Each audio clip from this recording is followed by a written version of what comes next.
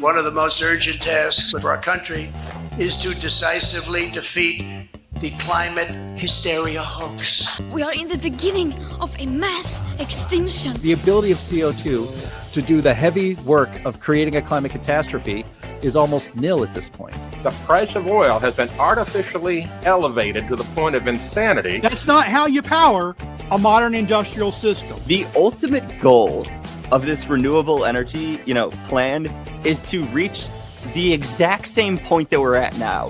You know who's tried that? Germany. 7 straight days of no wind for Germany. Their factories are shutting down. They really do act like weather didn't happen prior to 1910. Today is Friday.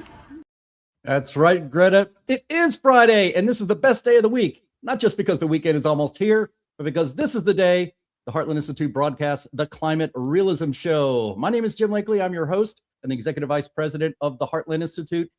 We are an organization that has been around for 42 years. We are known as the leading global think tank, pushing back on climate alarmism.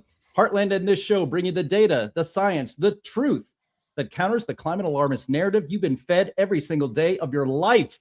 There is nothing else quite like the Climate Realism Show streaming anywhere. So I hope you will bring friends to view this live stream every Friday at 1 p.m. Eastern Time. And also like, share, and subscribe. And be sure to leave your comments underneath this video. These actions all help YouTube's very mysterious algorithm to smile upon this program. And that gets the show in front of even more people. And as a reminder, because big tech and the legacy media are not big fans of the way we cover climate and energy policy on this program, Heartland's YouTube channel has been demonetized. So if you want to support this program, and I really hope you do, please visit heartland.org/TCRS. That's heartland.org/TCRS. And you can join other friends of this program from around the world who help bring it to everyone every single week. And we also want to thank our streaming partners who help build our audience. That's junkscience.com, CFACT, What's Up With That, the CO2 Coalition, and our friends at Heartland UK Europe. We got a big show today, so let's get started.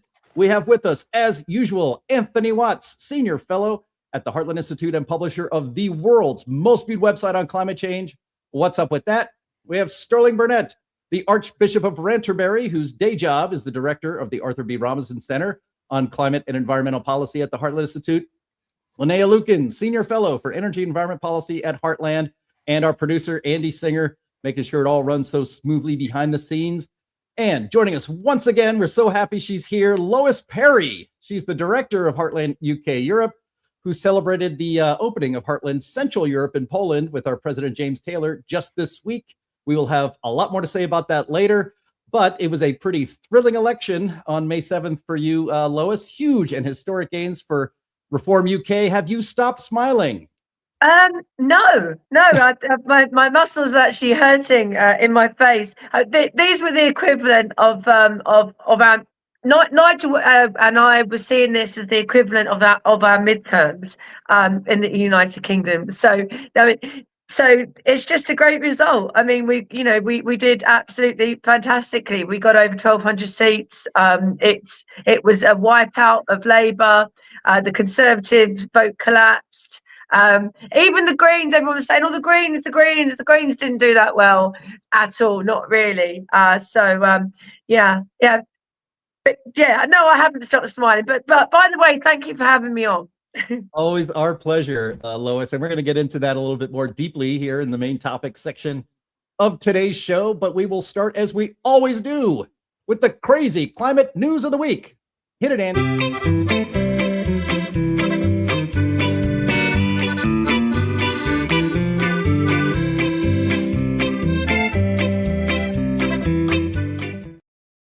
Thank you very much, Bill Nye. All right, I've titled this first item, Manly Men Harm the Climate.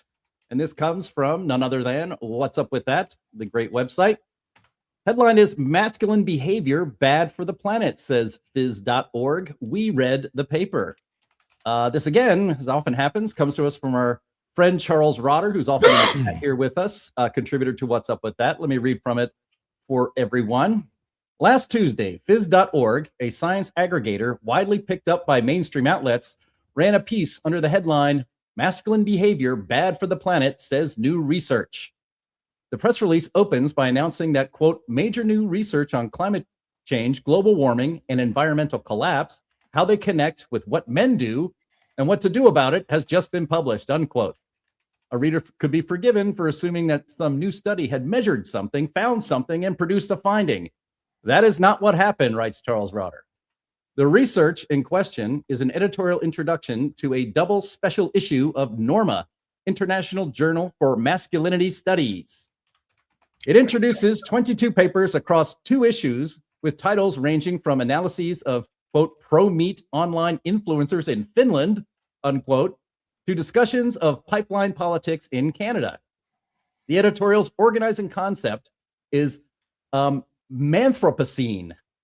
The Anthropocene with a male prefix bolted on the front to signal who, in the author's view, is responsible. Now, again, Charles read this so that we don't have to, and here he says is what's actually going on.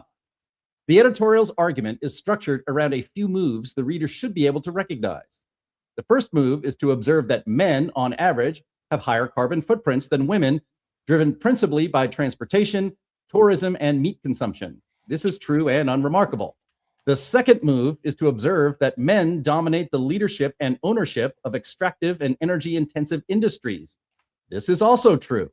The editorial offers no mechanism by which masculinity itself causes fossil fuel use, as opposed to causing men to disproportionately end up in jobs that involve producing the energy modern life depends upon. The correlation is treated as a moral indictment without the causal step of being argued. The third move is the one that does most of the work, and it's worth quoting directly. Quote, climate denialism often combines with misogyny, unquote. This is the rhetorical heart of the entire project. It converts substantive disagreement with the consensus framing into a personality defect, a gender pathology. All right. I want to start with you, Linnea. You're a climate realist. You've worked on offshore oil rigs. And you're also a woman. Are you also somehow also a misogynist? I guess. I think they call it internalized misogyny. No. This is just silly. It's as bad as climate science is. Sociological sciences are probably even worse when it comes to not being able to be replicated, and also just like making stuff up based on what's popular in the culture. So Yeah. I would not give anything like this much credence whatsoever. And what's their solution then? I guess their solution would be like deconstructing masculinity or whatever, or just like, I don't know, genocide. Those are kind of the only 2 options they have if that's the driving issue, right? So I guess it's up to them to say what they would prefer. I would suggest a third solution, that all men join women in drum circles and talk about our defects and praise women and basically just say whatever they say. I mean, which is what I do with my wife. Whatever you say is true, honey.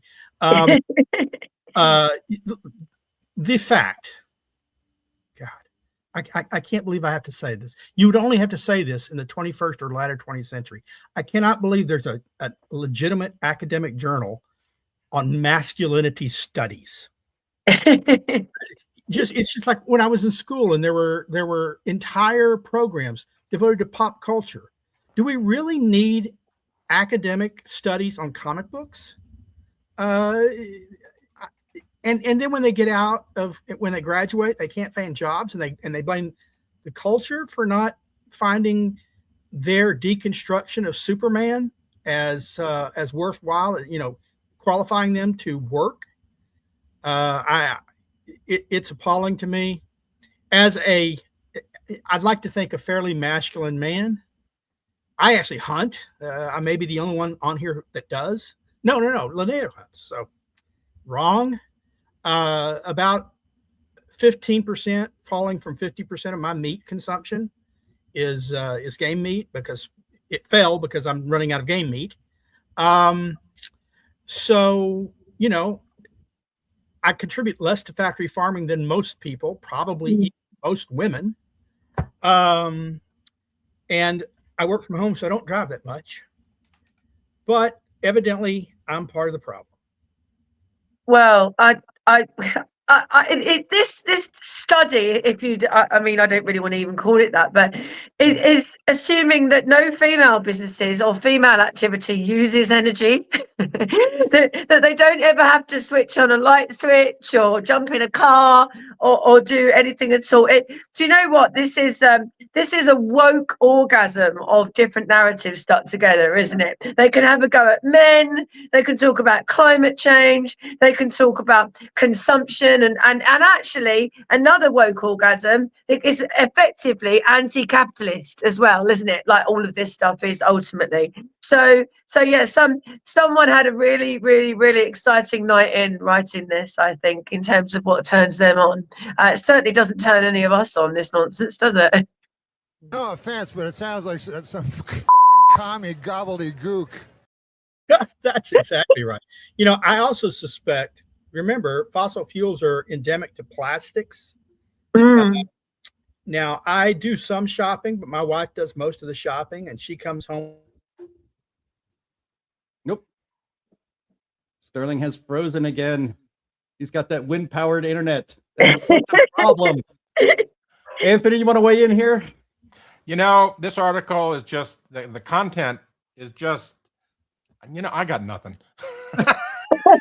Well, I mean, I will just note, I mean, there might be some truth to this. I can't recall ever seeing somebody who is in a constant panic about the climate and is a male human being very masculine in his outward projection. No, that's true. So there might be a little truth to this. I don't know. I would maybe bet. we should all sing that theme from 2.5 Men, you know, men, manly men. I would bet if you were to take a study of, you know, what stores and stuff men shop at versus what stores women shop at, I think you would come out to find that the shops that women tend to frequent will probably have a higher overall carbon dioxide, you know, footprint than the men's. I don't think men are shopping at like Home Goods and World Market and stuff that I almost guarantee have a higher footprint than, like, I don't know, Lowe's. For sure. Yeah, I mean, Amazon it was a godsend to guys who don't like to go out and shop, you know. Do it at home. Yeah. You'd be lazy. Yeah, I got all my clothes from Amazon and Costco. Wow, you're a trendsetter across the pond. Lois is trying to hide her horror at that statement. Yeah, I'm now wondering why Anthony's never showed up on the catwalks in France. Wonder no more. All right, it sounds very practical. Sold at Costco. Yeah. All right. Let's move on to our second item here. This is not quite as funny, although it is absurd. And I've titled it Elderly Abuse in Denmark. And this comes to us from the New York Post. EU country punishing the elderly with crazy meat restriction of just 2.8 ounces per day because they screwed up the climate. Now, this is just sad, and this is just cruel. Let me read it all out for you. An eco-warrior politician has sparked outrage in Denmark after she defended guidelines limiting residents of government-run nursing homes to just 2.8 ounces of beef a week, which is less than what is found in one Big Mac. Brigitte Kaler-Holst of the left-wing Green Danish party called The Alternative was also accused of saying old people in nursing homes should be punished by restricting their meat intake in comments made in a meeting of Copenhagen City Council on April 30th. She was speaking against plans to exclude nursing home residents from guidelines in the Danish capital that restrict meals at government-run sites to just 2.8 ounces, which is 80 grams, of beef, lamb, or veal per week. That is less than the amount of beef in the standard McDonald's Big Mac, which contains 1.6 ounce beef patties for a total of 3.2 ounces. So, I don't know if you can put this up. If you should scroll, there's a picture of her there, Andy. She looks like a lot of fun, that one. Let me... Yeah, but Lois, you could help the world a lot if you would teach some of these eco-warriors a little bit of glam. Yeah. Well, Yeah.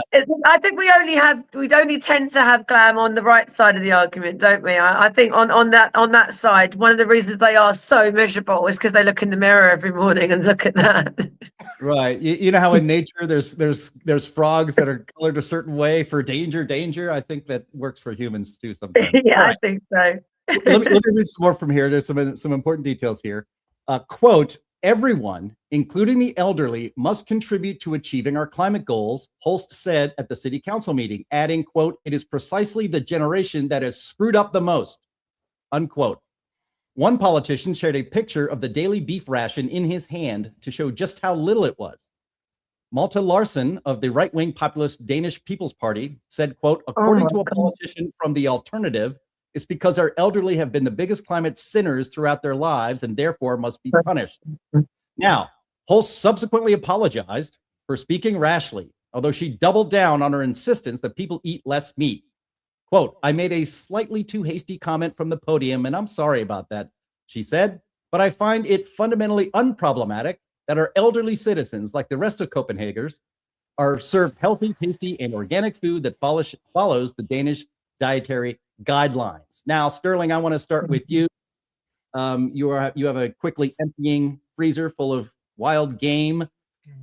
With the way the leftist governments and politicians outside the U.S. view the elderly, I suppose we should be grateful that the alternative party in Denmark just doesn't want to advocate unaliving these useless old breathers and eaters.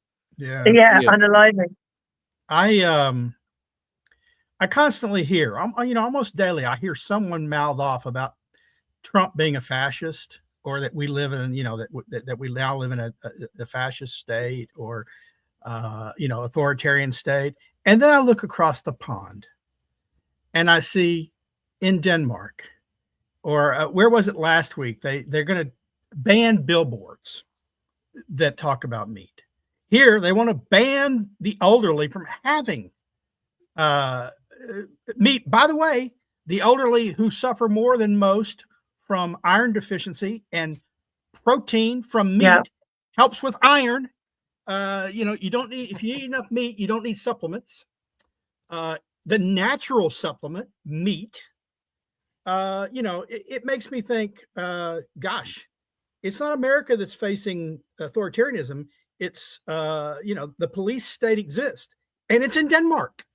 It's in Scandinavia, historically among the freest, the most open to free speech and migration and lifestyles in any area in Europe. And this is what we get. Now, I don't know from that article, I'm the one that sent the article in, but I don't recall whether the ban, the limits were actually passed into law, or she just proposed it. But the idea that you should be able to restrict the elderly from having meat, and then blaming them because you're blaming them for past climate sins. The elderly are also the ones that created the wealth in that country. It's not the young people that are creating the wealth. It's the elderly whose wealth has accumulated and put this woman in her position. It's crazy. It's what it's going to do. It's going to create a black market beef industry, right? There's going to be people smuggling in sandwiches, into these nursing homes for people. Roast beef sandwiches. I can just see them, baked into cakes or something. Maybe I should plan or hidden inside of a book. Yeah, maybe I should plan on traveling to Denmark once a month with one of those Mac trench coats with sort of slabs of prime rib hanging from hooks in it, and I can just say, "Hey." But the most appropriate thing, Charles Rotter, when he posted it on WhatsApp with that, he had that classic line from the Wendy's commercial with these three old ladies. Where's the beef? Yeah, exactly. It was perfect. It was perfect. Yeah, I mean, there'll be old people in nursing homes will be trading roast beef sandwiches like currency, like convicts do in prison with cigarettes. It's pretty sad. But I pity the fool. Right. Yeah. But Jim, can I just make the point, just a serious point, following on from what you said? You said that this is actually, we should be glad this is quite mild, compared to unaliving people. I mean, in the UK, this assisted suicide bill, I mean, it's absolutely terrifying because elderly people can be pressured to have an assisted suicide, but just because they're a burden, or not even if there's anything particularly wrong with them, just that they're elderly. So this is very, very scary, but it reminds me of one of the most sinister bits of the book, because my daughter read it again recently, so I was helping her with it. In the book 1984, obviously George Orwell book, that one of the most sinister things is when they discover that when the other animals discover that the area that had been allocated for the elderly working horses to live out the rest of their days after they've retired had been made into other buildings and concreted over. And that's when they realized that there wasn't a retirement, that old people were not valued in this system. And the pigs, the communists, were killing the elderly. And we're seeing it. We are seeing it in England, and now in Denmark. It's just disgusting, absolutely disgusting, and scary, really scary. My nan doesn't want to go into hospital now. She doesn't want to go into hospital, full stop. She's terrified.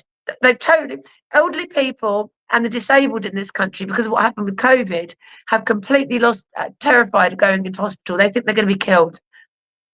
Yeah, it's like that in Canada too, with the MAID program up there. They've been pushing people to choose death instead of life for some really sketchy reasons.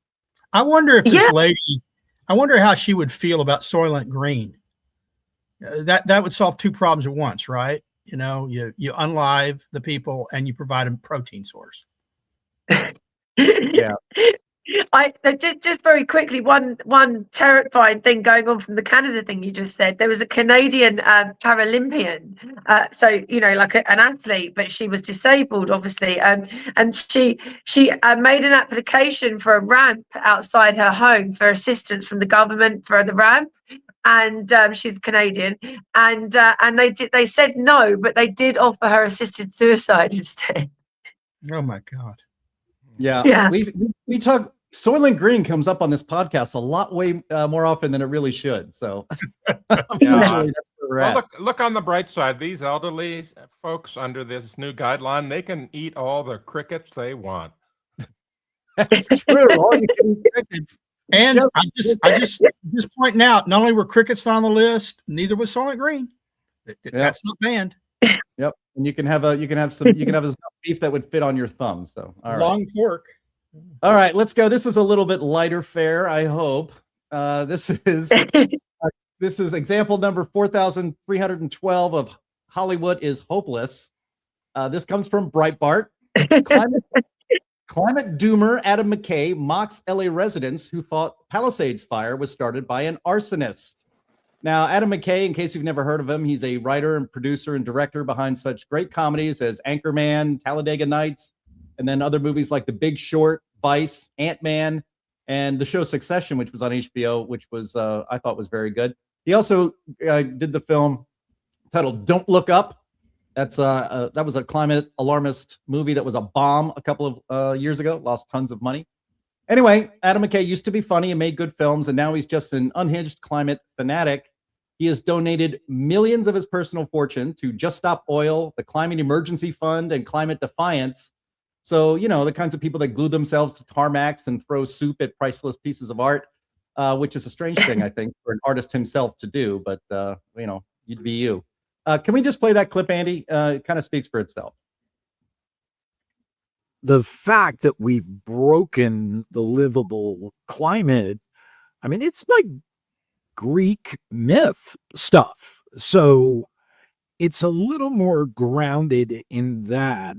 The intention of the film is that, the oil companies have been wildly successful, blacking out the news, communication, buying up our supposed representatives. So I saw it with the LA fires. At the end of them, 80% of the people I knew still thought they were caused by arsonists, the power company, whatever.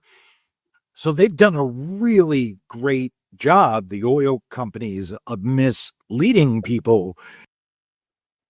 All right, let me just state for the facts before we throw this out to the panel here. Prosecutors say that Jonathan Rinderneck, we covered this story before, he's accused of setting the Palisades fire.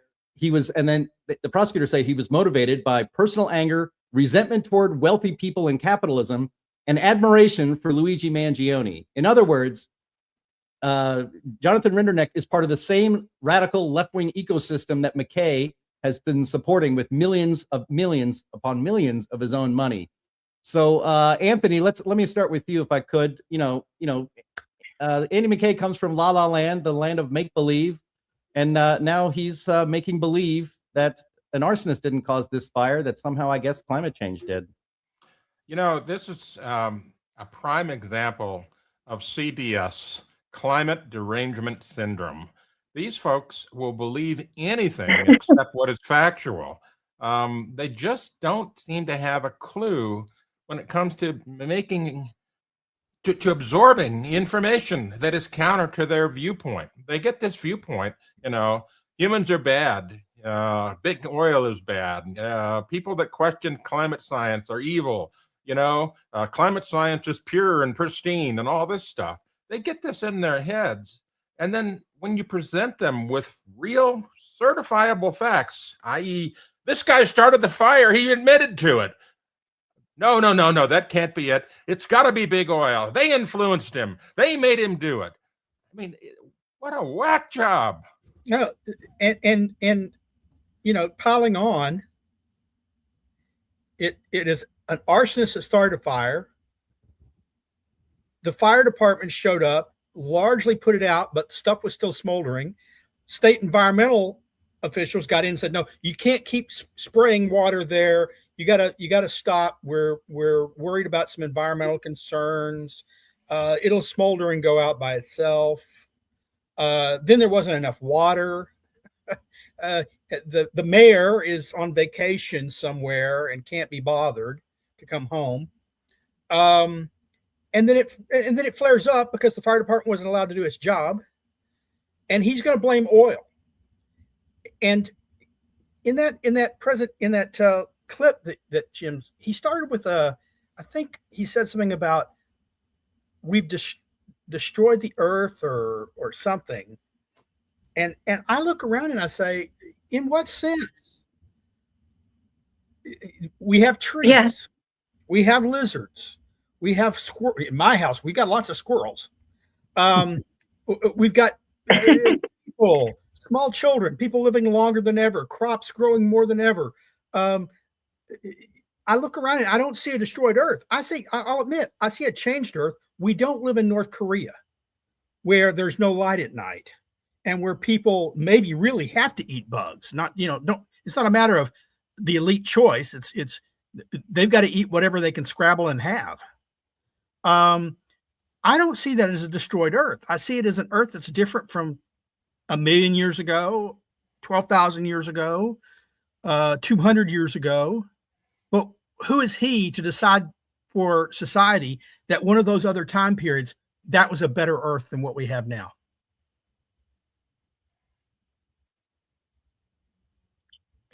Sorry. Yeah. Just, sorry, go on. Sorry. Oh, no, just as a quick aside, something came across my feed that I guess DSmog, our good friends over at DSmog, are having some kind of a Q&A meetup or something about the climate crisis and masculinity. So just to know that they're having they're really on top of this subject that we talked about today. Well, I hope DSmog have been absolutely obsessed with us in the Heartland UK. I mean, obsessed. We must have had an article at least every couple of months. They did a big spidergram of us and our links with photographs of Heartland and me and Trump and Nigel with all links to all these different things. It was brilliant. My ex-husband had it made into a T-shirt for me as part of my Christmas presents under the tree. I'll wear it next time I come on. I'll wear it. I'll wear it. Very good. Very, very good. Yeah, I mean, the Adam McKay is donated one of the climate resistance when we had our a brief interruption during the Bringing Youth to Climate Realism panel at the 16th International Conference on Climate Change. It was Climate Resistance, I believe, was the organization that came in there and disrupted for just a brief amount of time. But it's Just Stop Oil, I believe. Isn't that based in the UK, Lois? Yeah, well, I mean, so I managed to get Just Stop Oil to say that they would not be on any television program with Lois Perry in attendance, because they had somebody on with me, and I think it's fair to say it was on GB News that I sort of won the argument, because I was pointing out that their biggest funders were people that were currently making money in the oil and gas industry and had historically made money in the oil and gas industry as well. And I pointed out that maybe the reason they didn't want any new oil contracts or exploration contracts was so they could keep their price of their product high. And the guy didn't know what to say. And so after then, there was an edict that went across the whole of Just Stop Oil that they weren't allowed to appear on any panels with me. So yeah, there you go. Just stop. I Just think that's stop. quite an Oil. accolade. Just Stop Oil, the Southern Poverty Law Center of England. Yeah. Yeah.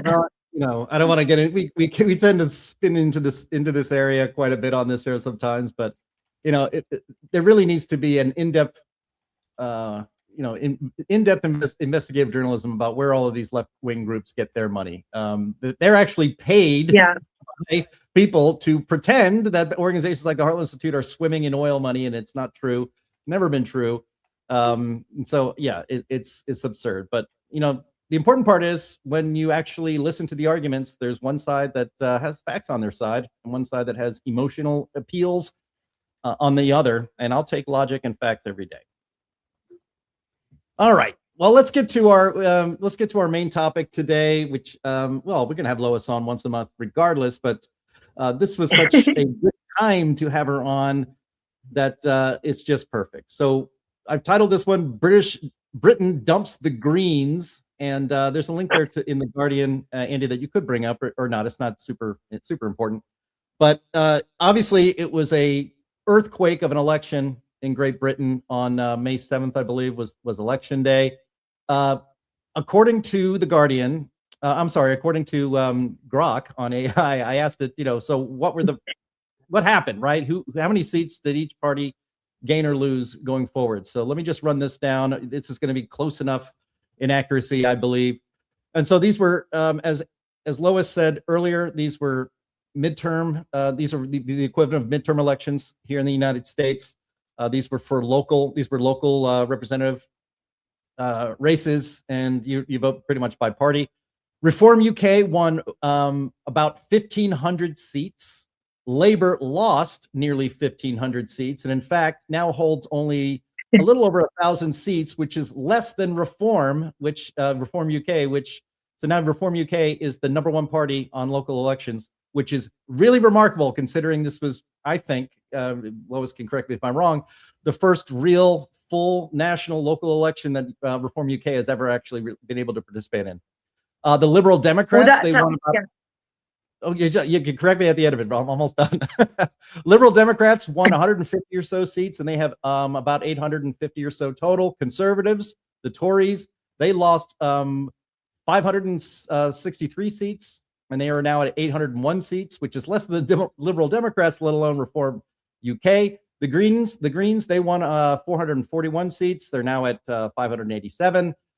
So just a little bit. And Independents holding around 200, 250, 300, but really no real super gains for them. And also Reform UK, for the first time, because they did not control any councils, now control 14 councils in the UK. Labour lost control of 38 councils, and the Greens gained 5.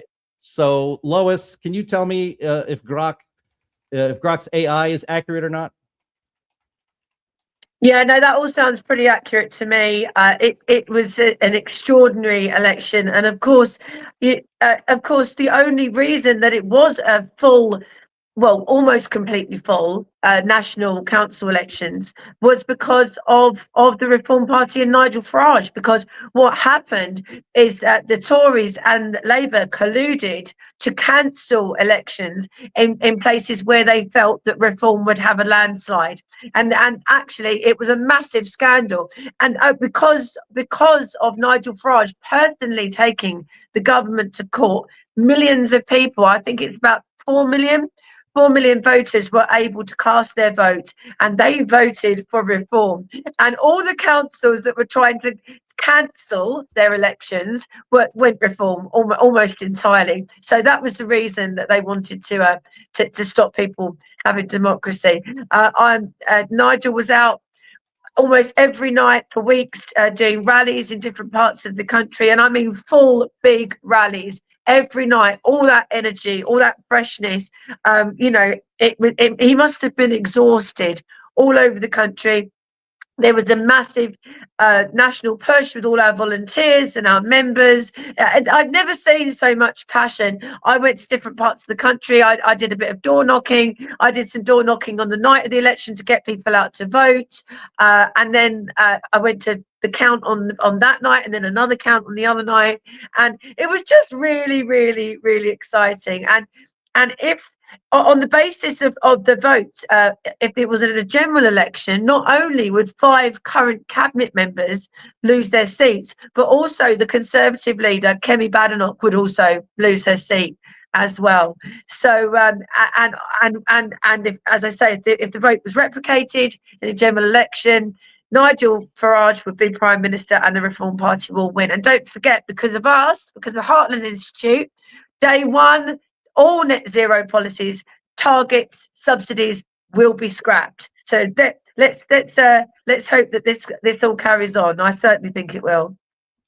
Yeah, I mean, that's why we brought it up as a main topic today, is because I know immigration was a big issue in the campaign, but it was really what you've been hammering on now for years with us at Heartland UK Europe, is what a disaster net zero is for the people, especially quote unquote ordinary people in Great Britain. It's economically ruinous. It steals your freedom.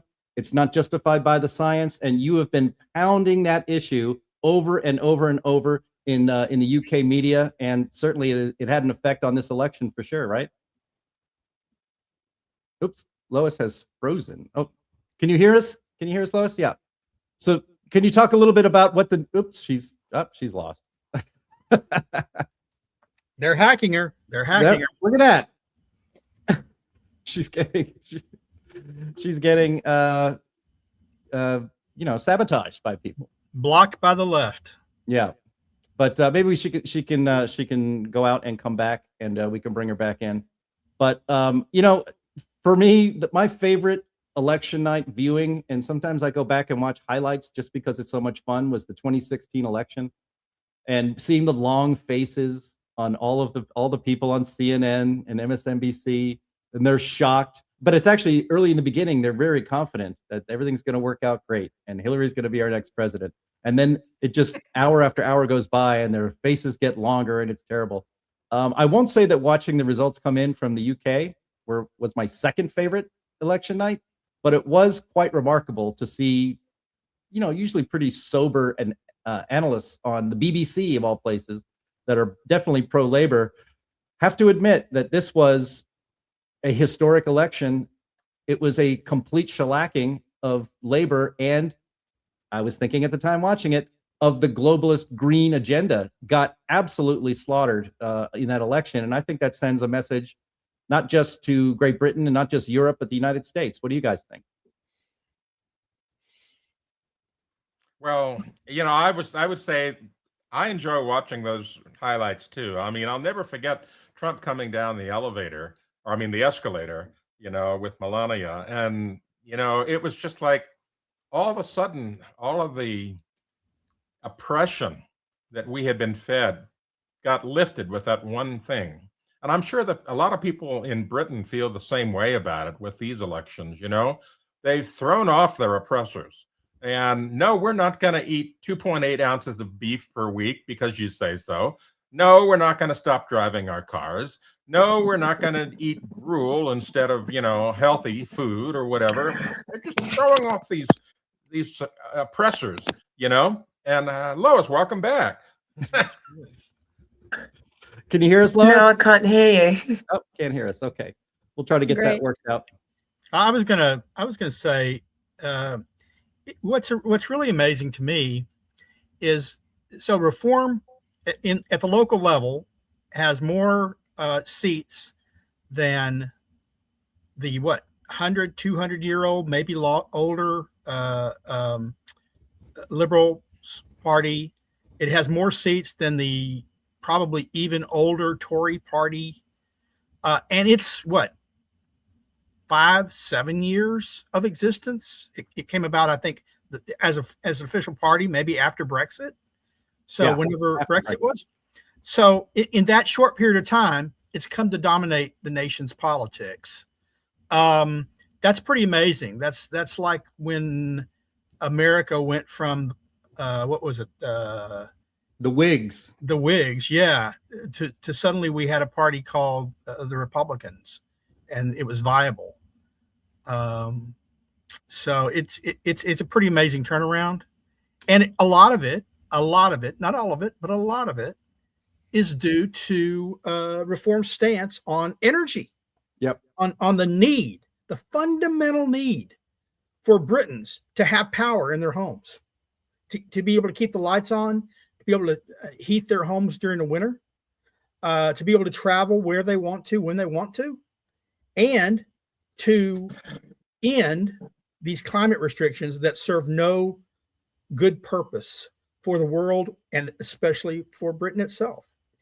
That's a fundamental part of Reform's appeal. And it's amazing how Labor, as far as I can tell, just isn't getting it. I wish Lois was on, because I wanted to ask her something about that. Well, we're trying to get her back. I'm looking down right now because I'm texting her in WhatsApp to tell her to keep trying.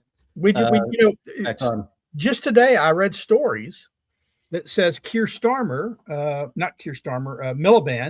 Starmer's environment man, is trying to get a law passed through Parliament that has a chance of getting passed that would make it almost impossible to do more North Sea oil or gas drilling, that would ban fracking. It's amazing to me. Yep. Can you hear us, Lois? Nope, she froze too. That's not good. Well, yeah, I mean, the remarkable thing is how, the anti-net zero messaging in Reform UK, from my understanding, kind of came about really at nearly the same time. And it was a big pillar of the agenda for Reform UK. And I know a parliamentary system like they have in Canada and in Great Britain is very different from, what is devolved, I guess, into a two-party system. Actually, it evolved pretty quickly into a two-party system here in the United States because of federalism, the way we run our elections. But it is quite remarkable that Reform UK is now, and its agenda of getting rid of net zero is now the majority party proven in the local elections. And it didn't exist 5 years ago. And it didn't even run a full national election the last time there was an opportunity because they weren't ready to do it yet. It's really quite remarkable. It's, again, I really hope that somebody in the comments here just mentioned that Starmer's still there and Miliband is still there. There was talk that Starmer was going to have to resign as prime minister. There should be a vote of no confidence in him. He wants to run out his term. We will see how that happens, but the people have spoken, and the green agenda is dying in all the places where it was really, it's not just ascendant, but in power. It grasped power in countries all over Europe, including the UK. You're seeing the backlash against the green agenda happen not just in the UK, but also in Germany, and other countries in Western Europe. So, and of course, here in the United States. I mean, there was a story just in the New York Times, I think it was the New York Times a couple weeks ago, and I've heard Democrat consultants say this: don't talk about climate. That's not going to win for us. We can't talk about climate anymore. It's a loser. That makes me smile. Yeah, that was a really amazing op-ed that they put in there. It was it was just something you thought you would never see that they would do. But they're coming to grips with the fact that it is a losing proposition, mainly because everything associated with climate is denying some kind of personal freedom or personal joy. That seems to be the center of the way that these folks operate. They want to deny you something so that you can save the planet. That's been the whole pitch, and it just doesn't fly. Yeah. Well, go ahead, Linnea. Sorry. Oh no, I didn't have too much to add there. It's the same old stuff that we've been dealing with forever. I feel very badly for the UK and Europe in general, because the people don't seem to really want any of this, and they seem, there are some of them who are kind of coping, and they say, well, this is good for, having no electricity is fine in the, it's bad in the short term, but it'll be good in the long term because we're saving the world from climate change, or because, well, our government is benevolent and they know what they're doing. So I'm just going to trust the process here. There's no reason to trust the process here. They're not benevolent and they don't know what they're doing. So, but other than those people, a lot of people are not in favor of what's going on. They vote differently. They vote and they say no to these green policies, and then their governments just overrule it and they say, well, we're doing it anyway. Just very disappointing stuff. I especially feel bad. I know we have some viewers from the Netherlands. Netherlands has completely lost the plot. They are going full bore ahead with the green stuff, no matter what it does to their citizenry, no matter what it does to their farming and agriculture sector. They just don't seem to care one whit about how it hurts people. Yeah. I mean, I want to, going off something Anthony just said, it just reminded me that, I often call it, we all do, the climate cult, and that there's a lot of religious, there's a lot of characteristics of religion in the, the climate left. One of the virtues of, say, Christianity is that if you can make sacrifices, you can be good, you can not sin, you can pray, and the reward is there for you at the end. You go to heaven. Or if you're Catholic, maybe you'll get absolution for your sins, but there's a process and there's a good part to it. The climate religion, it's all punishment, all sacrifice, and no reward. It's all sin and no forgiveness. And it's pretty hard to sustain that as a global movement for much longer, I think. Yeah, the reward for the climate movement is death and composting, being composted. That's what you have to look forward to. I just thought about, I was puzzled as to why they would move forward with these really atrocious energy plans that are going to harm the nation, despite the drubbing they got in the elections. And I came to two conclusions. It's either Labor's last gasp, trying to get this stuff done before they're out, or since it's Miliband that's pushing it, he wants Starmer out and he wants to take Starmer's place. And so he thinks if he proposes something bad enough in the light of the elections, Starmer will have to leave, and then he'll rise up and say, yeah, we can't do that. Elect me, and we'll have saner policies. I don't know which or if either of those is true, but it's inexplicable to me. All right. Attempt number 17. Lois, can you hear us? I'm so sorry about this. I'm so sorry about this. Shall we go all conspiracy theory? Shall we say that we think that I've been hacked? I mean, I am being hacked, but shall we say that they were trying to get me to stop about the talking about the elections, or is that too far down the rabbit hole? I don't know. No, we proposed that as soon as you were off. We assumed that that's what was going on. Oh, that's good. Yeah. It was clearly the deep state. They don't want me doing the things. So what can I do? Apologies to all the viewers. I'm sorry about that. No, it's fine. No, these things happen. It's not a big deal. So actually, I wanted to ask you. You said that you were, canvassing, in many places across the country and talking to people. Maybe you can. What was the messaging about net zero that you and others with Reform UK were communicating, and what kind of feedback did you get from regular voters there in Great Britain? Well, for the first time, we did notice it at the by-election actually recently, but again on the doorstep, people think they say net zero. They use a very English term. I don't know if you say this, a load of old bollocks, probably the same as balls, yeah, or whatever. But people don't believe it. And the most important thing, Jim, is that people are not frightened now of saying that they don't believe it. They're empowered. They've been empowered by the work that we've all done. You guys in America and me working with you guys here. So yeah, people think that it's a scam. They think that it's ridiculous.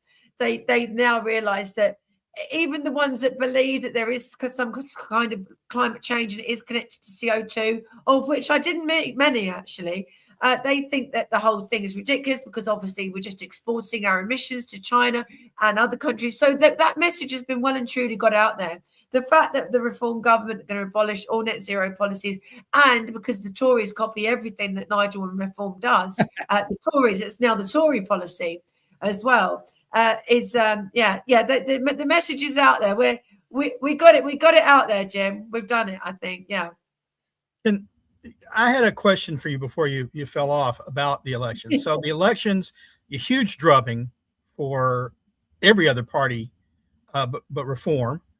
Reform is on the right side of climate and on the right side of energy production for England and the need for energy. And yet Starmer's at risk of losing office. And yet Miliband has now proposed making it almost impossible to drill in the North Sea for oil or gas and to ban fracking permanently. How can they move forward with that when that's exactly the kinds of policies that were rejected overwhelmingly in this election? Yeah, well, it's, as I say, it's very interesting that they seem to be acting like you know, when you have governments, or you know when a company loses a big contract but they've got a year wind down period, yeah, and they either try and get as much money out of the company as possible, or they just do the worst service ever. And that is the feeling at the moment, that they know they're going to go. They've got their mates, they've got their subsidies, they've got their back payments, they've got all their nonsense that they need to try and get through for their globalist masters, well, their Beijing masters. And so you get the feeling that they don't care how unpopular it is, because they think that they're not going to be there anyway. But I mean, you are dealing with a government that thinks it's okay to ban elections. So that does make it very scary. We're dealing with a government, our current government in the UK, that thinks it's okay to ban people, not for inciting violence, not for any kind of incitement of violence, but for having the wrong political views from attending a march in the UK on Sunday. You know, so you're not dealing with normal people. You are dealing with people that don't believe in democracy. We are being run by a communist government at the moment that wants to be a dictatorship. So they don't care if their policies are unpopular, because the people are stupid, right? Yeah. Yep. You know what isn't stupid? What isn't stupid is planning for your retirement and your financial that was future a good one. by investing in precious metals. That's why we're so happy that the sponsor of this program, the Climate Realism Show, is Advisor Metals. You know, if you listen to a lot of conservative shows, you hear tons of pitches for buying gold and silver and other precious metals. And there are a ton of companies out there that want to do that for you. But we want to tell you why you should support and trust our sponsor, Advisor Metals. And that's because of the man who runs the company, who we know personally, Ira Bershatsky. Ira is the managing member of Advisor Metals, and he's not going to do any of those high pressure tactics or deceptive marketing ploys that you get from a lot in big gold on those other programs. Ira also does not deal in so-called rare coins. When you invest in gold and other precious metals from Advisor Metals, you're dealing in quality bullion, and that is so much better when it comes time to liquidate, if you choose, this valuable physical asset. And when you buy from Advisor Metals, you will have your investment sent discreetly to your very home. And I must point out that Ira is advertising on our program because he is an America First patriot, and also, I'm sure, loves the freedom fighters in the United Kingdom as well. He does not donate to leftist parties. He refuses to work with the proxies of the Chinese Communist Party, and he, like us, abhor the machinations and schemes of the World Economic Forum and other global conspiracists. We are proud to have him as a sponsor for those reasons and many more. So If you want to diversify your investment portfolio, or if you want to back up your IRA with real physical bullion of precious metals, please go to climaterealismshow.com/metals. You can leave your information there, and Ira will make the process very, very easy for you. Again, climaterealismshow.com/metals, and be sure to tell them who sent you, because that helps us and this program while you're helping your financial future.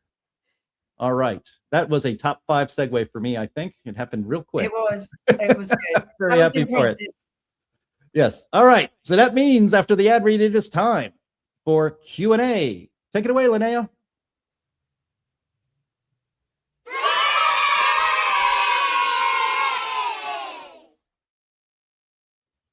Andy was hoping that he'd be able to cut me off with that drop, but I waited. I was patient. All right. I'm the one who did it. I was being kind to you this week. Oh, you were being kind to me. Okay, sure. All right. So our first question here is from our longtime viewer, Chris, who says, can't we just identify as women, call the problem fixed, and get back to our rare meat and 4-wheel drives? That's very funny. Sounds like a plan. Yeah, I think so. It won't work for me. I refuse to identify as a woman or as a them they. The them they, because that's a plural pronoun. I'm sorry. I use proper English. But Sterling, you don't even have to do anything to be qualified as transition now these days. You don't even have to wear a wig. Well, now the wig. You don't even need to shave. The wig might be the one beneficial aspect of me identifying as, I'm follically challenged, so that might be okay. All right. So Ed Reed wants to know if the limit on meat includes Frankenmeat. Yeah, I thought that. I imagine Probably not. Yeah, probably not. All right. KN4GDX516 says, how many superlatives are we going to see ahead of the super El Nino? Well, they're already starting in the media. They're already happening, words like major and supercharged super El Nino and unprecedented. All of these different descriptions are being applied to it now because they're projecting this big El Nino. Then I've even seen things where it's going to self-destruct, it's going to get so big, it's going to self-destruct itself, and that'll be even worse. It's just nuts the way they're going out after this. And the folks who, are climate proponents, they're rubbing their hands together because, oh boy, the temperature's going to go up. And we're right. It's just, it's hilarious to watch. Isn't calling it a super El Nino this first superlative right off the bat? There's El Nino, but this is a super El Nino. It's like a big emblazoned S on its chest. Super El Nino. How about supercalifragilistic El Nino docious? Hey, that was good. That was good. Yeah, I like that one. Excellent. All right. You can write that in our climate realism articles going forward, Anthony. I'm not going to try to spell it. All right. David says, what's the reason that the Green Party gained, do you think, Lois? Well, they took votes off. They took away the extreme left element, or some of the extreme left voters from the Labour Party, basically. And there was also lots of. They had a huge amount of Muslim votes. They had a very, very, very clear anti-Israel, in fact, anti-Semitic, pro-Gaza message. They campaigned in Urdu. They did lots of materials in Urdu. They had lots of postal voting. So you have one guy who's obviously, is in charge of the whole household. And so you might have 25 votes, which he'll do, postal votes. But also, this is really embarrassing for us now. Well, you're a lot younger than me, but young women are, well, unfortunately, a bit thick. And well, seemingly, I wasn't, I hope, but I'm not going to disagree. 20 to 30, I think it's it's 20 to 30 or 25. That it's a 20 to 25 chunk with young women supporting Zach Polanski and the Greens was huge. I mean, we've got a weird thing now, and I'm sure it's possibly the same in the States, where young men are going very much to the right and young women are going further and further to the left. That's what's happening in the UK. So, yeah, the Greens did okay, but it was on an anti-Semitic, pro-Gaza, anti-capitalism, again, you know, nutty, far-left stuff. And they're an Islamist party, which is bizarre because it's run by a Jewish guy. But I've never known a Jewish guy that's so loathed by every other Jew that I've ever met in my entire circle. I've got lots of Jewish friends because I run the Reform of Israel and the Reformed Jewish Alliance, and even though I'm not Jewish, but you know, and they loathe him. In fact, one of my friends went so far as to say that Zach Palisades would have been one of the the capos in the camps, that he would have been one of the Jews who sent the other, who grassed up and controlled the other Jews. I mean, that's quite a strong thing to say about someone, but yeah. So anyway, yeah, there you go. I see a YouTube warning in the future. Yes. So basically, the Green Party just picked up a lot of stuff that Labour wasn't able to maintain because Labour has been kind of copying and trying to moderate somewhat. Is that kind of the... Yeah, somewhat. They've been trying to moderate somewhat, not very much, but yeah.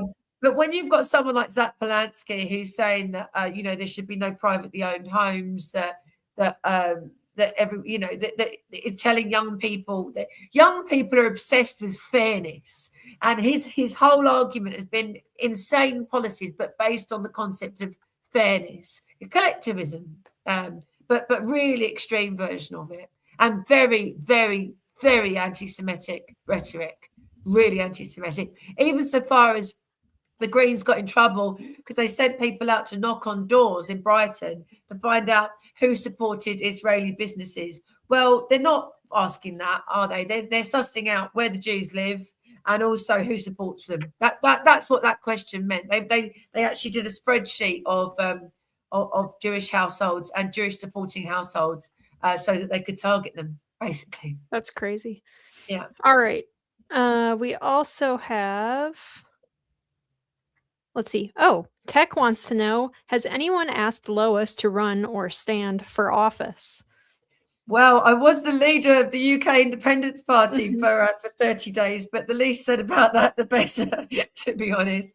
I have been asked, but I know, as crazy as this sounds, I've got more influence to the side of certain people than I have if I was in office, but thank you anyway. Yes, I was the leader of a political party for a whole 30 days. Yeah, so I let down my gender. Sorry, girls. I was ill, though. Actually, that sounds even more girly, doesn't it? Yeah, I'll shut up now. Here's a question from Lychee over on Rumble, who says, I heard there are laws in the EU against posting climate misinformation. Is that true? Well, yes and no. I mean, unfortunately, we're not in the EU anymore. But yeah, I mean, it's not necessarily, you're not necessarily arrested for it, but they will, you know, the algorithm will be such that your post will be subdued or what's the word? I can't remember what the word is, but pushed down. Yeah, and also there's certain. So the law was changed under Tony Blair, where by Ofcom in terms of talking about the climate on television. Whereas beforehand, if you had somebody that was saying climate change was real, you had to counterbalance that by law. The Ofcom regulation said you had to have somebody on the different side of the argument. Blair removed that. He said the science is settled, and so it was said as fact that the climate is changing because of CO2 and because of man-made. So whilst I'm not, I know for a fact that in this country you wouldn't be arrested because I would have spent the last 4 years in prison. But there are ways of them suppressing it for definite. I'm not sure about the rest about the EU and all the countries in the EU though. All right, awesome. Let's see. M. Johansson says, can the UK primary election somehow be accelerated? Do you want me to answer this again? I feel like I'm shut up. Yeah. No, go. Okay. Go, Here. go, go. That's why you're here. Yeah, the Okay, elections, can they be quicker? Okay, that's fine. Yes, of course. If a prime minister can call an election whenever he wants, whether they want to at the moment or not is another point entirely. But Nigel Farage has said on many occasions that do not be surprised if there's a much earlier election than we think. And we are actually preparing for May 27, even though it could be as late as 29. I don't think it will be. I think that they'll go early. I think they might even go early to try and catch us out. So it's because they think that we're not ready, but we will be ready. We will be ready. And what are the people doing to survive until then, says Jay Wester. They're watching me on the Climate Realism Show. No, we're very, very, very fortunate actually to have quite a thriving right of centre social YouTubers, and we've got GB News, we've got Talk TV. So and because the TV channels, for example, the BBC, have been criticised so much, and people are basically just switching off. Record numbers do not pay their license fee now. They are desperately trying, and I use the word trying, to be balanced at the moment. So yeah, I mean there's lots of media outlets for people to vent their frustration now, whether that's online or on traditional television. Can I interrupt for a moment? I know it's question and answer period, but we started out at the very start of the show talking about, or maybe it was prior to the show, talking about how the police had stormed a television station. The owner of and you were part of the programming. Can we talk about that a bit? Yeah, all my friends are going, oh God, it's because you were on, Lois. Suddenly they shut down the TV station. Even my nan said to me, "What did you say? Did you say something wrong?" I said, "Nanny, this is not to do with me talking about climate alarmism. Like there's deeper things going on." But yeah, joking aside, the day that I was on, what they did was the police said there was a bomb scare, closed down the building, and they used that as an excuse to access the studios. I mean, the studios are really impressive, really, really impressive. And then that night, the owner Thomas of Republica is huge in Poland, absolutely huge. He was actually at our event, and he had to leave the Heartland Central Europe launch event. And he had to leave suddenly because he'd heard that they were going to try and arrest him. But he did post for some photos with me before he had to leave, which is quite good. But I posted them on my Twitter if anyone wants to see. But today I had a message from him to say that they'd gone into his home today. The police had raided his home address and had handcuffed his assistant, and with no warrant had gone through all of his personal files and gone into his study and unlocked drawers and all sorts of stuff. So yeah, pretty scary times. That I thought Poland was a democracy. I thought the EU was a democracy. Silly me, hey, silly me. Yeah, that's terrifying. So if or when reform does become the primary government, would you consider a role then?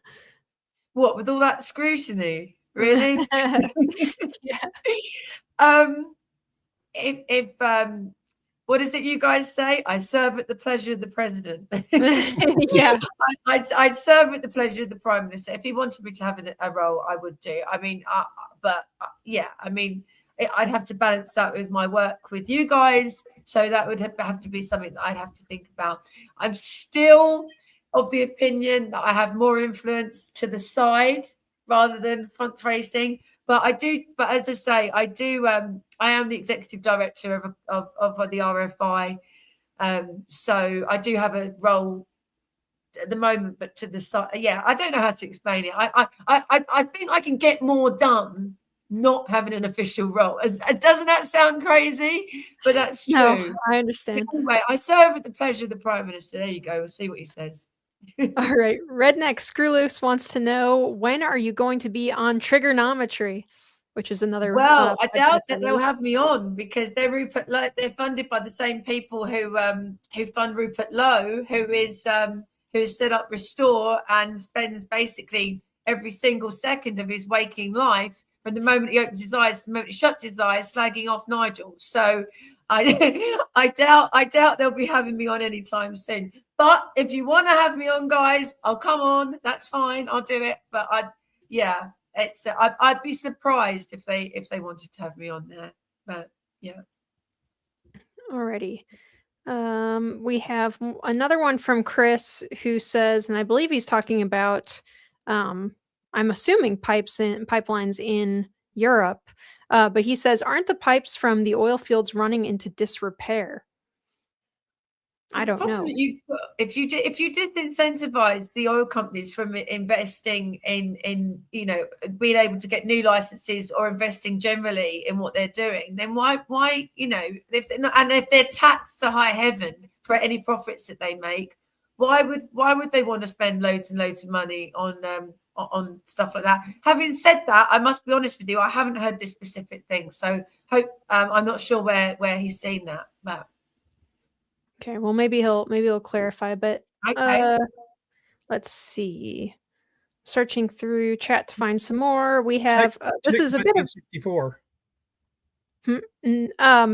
This is a bit of a like rhetorical question, I think, but I'm gonna propose it to the panel anyway, and I'm gonna pitch it first to Anthony because I think he might have an entertaining answer to this one. But Pill and Clam says, who determines what is information and what is misinformation?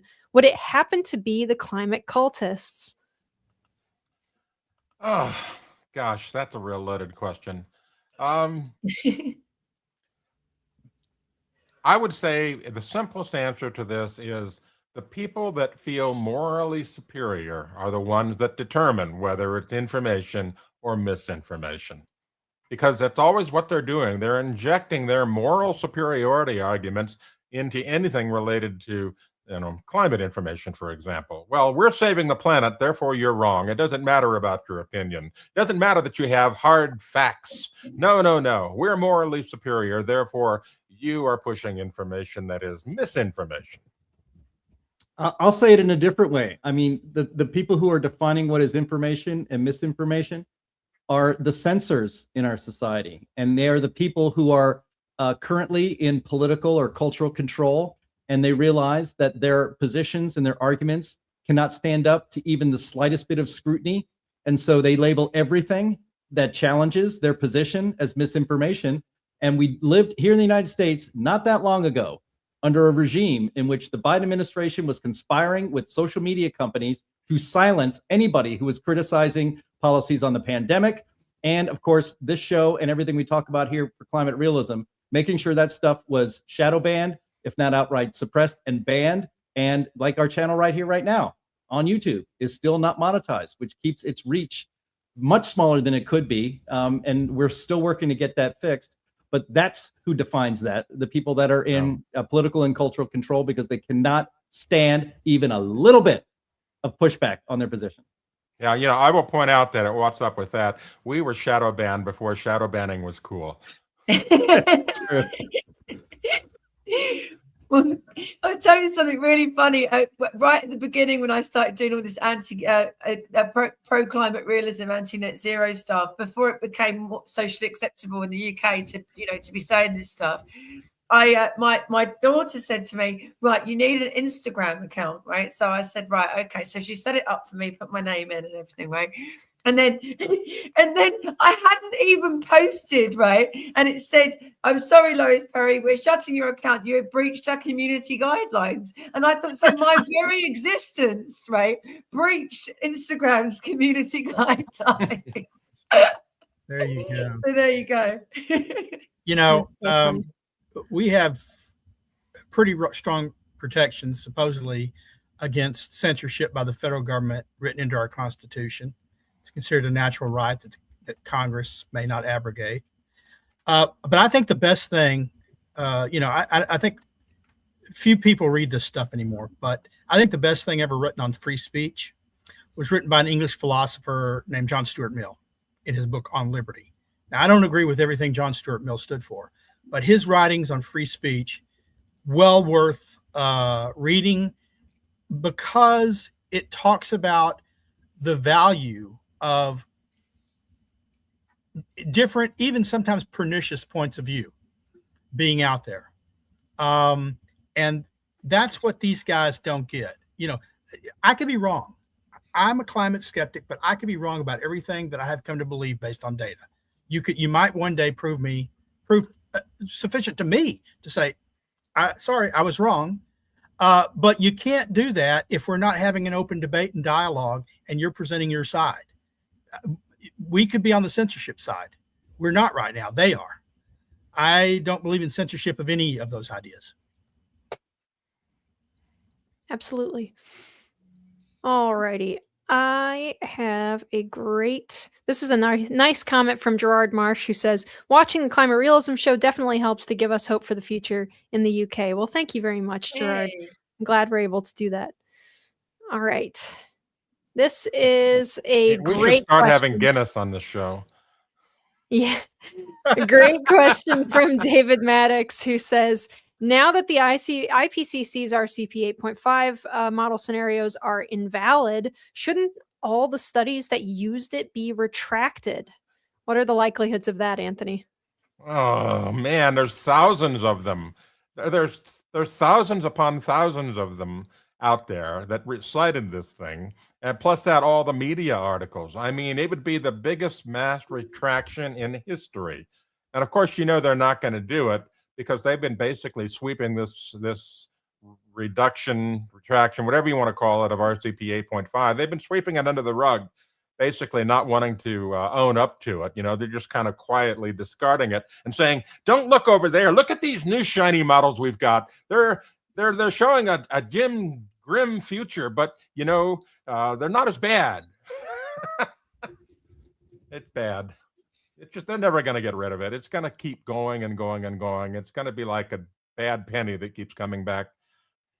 Though the answer to your question is they should be rescinded. They should be withdrawn. They should say, we've now discovered, even though we have been writing about this for several years now, that RCP 8.5 was flawed.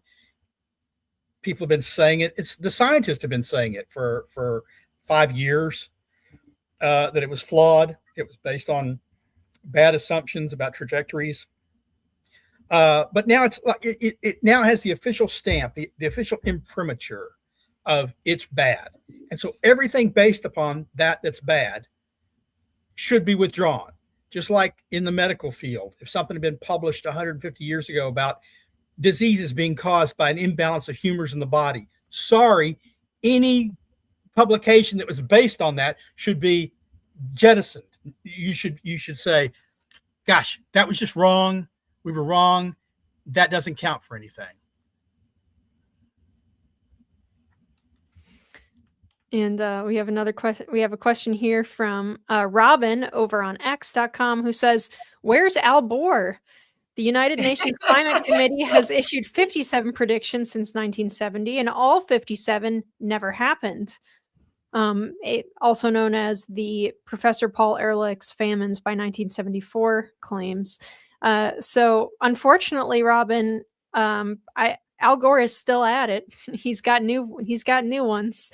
So we're gonna head into a day after tomorrow ice age because of the AMOC collapse now. So if anyone has any more to add to that. Yeah, we covered that last week.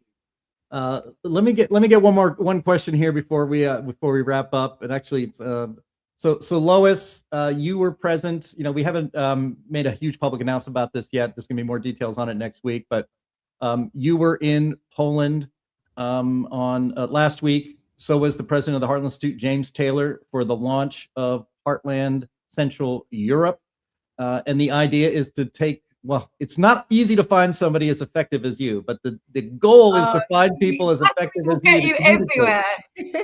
Yeah, you can. Yeah, we haven't gotten the cloning technology yet, thank goodness. But Yeah.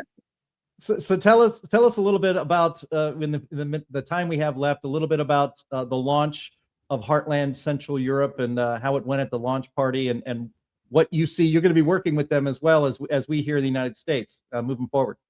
Yeah, that's correct. It's going to be based in Poland, but it will cover all the Central European countries. And the reason I'm just looking at my phone is not because I'm being rude, but because I'm getting the correct pronunciation of the Lois, if you like, for Central Europe. His name is Mariusz Zagorski. That's right, Mariusz Zagorski, and he is a really lovely man, a very, very, very, very canny operator. He works at the highest level of government, works with the president of Poland, who is a big Trump and Nigel Farage fan. He's on our side of the argument, and the idea is that they're going to be the Heartland Central Europe will be about pushing the cause of freedom in general. So the idea is that they never go back to communism, because it sounds like, oh, well, they would never go back to communism, would they? But when you hear about the things that are happening, television stations being stormed,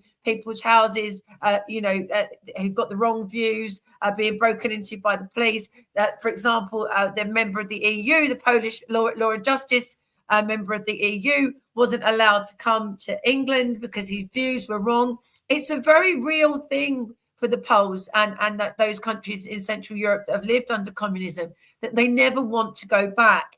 And when Mariusz did his speech at the beginning, it was very, very moving. He talked about his time when he was a small boy before the Berlin Wall fell and the end of communism. And he said, I'm doing this because we must never go back and we must never rest on our laurels. And so they see the Heartland Central Europe as pushing the cause of freedom, capitalism, better relations with the US, better relations with the UK, and they see the net zero stuff as a horse of Troy to restrict freedom. So it was a brilliant event. As I say, the owner of Republica was actually at our event when he got the call saying that a warrant had been taken out for his arrest, and he had to leave pretty quickly. The great and the good were there. James did a brilliant speech.